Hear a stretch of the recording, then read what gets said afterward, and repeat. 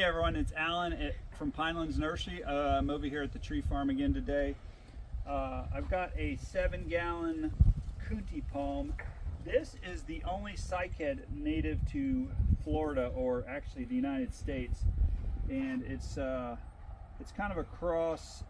It's in a family that's kind of similar, has similarity or similar features to a fern, but also a palm. But what you see here is the cone from last year, I believe, and these are some seeds.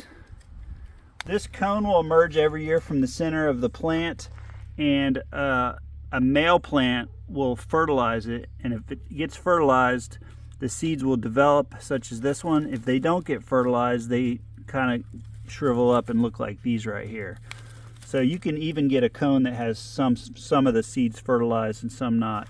This plant will get about 2 to 3 feet tall max, and it is a great native plant for Florida.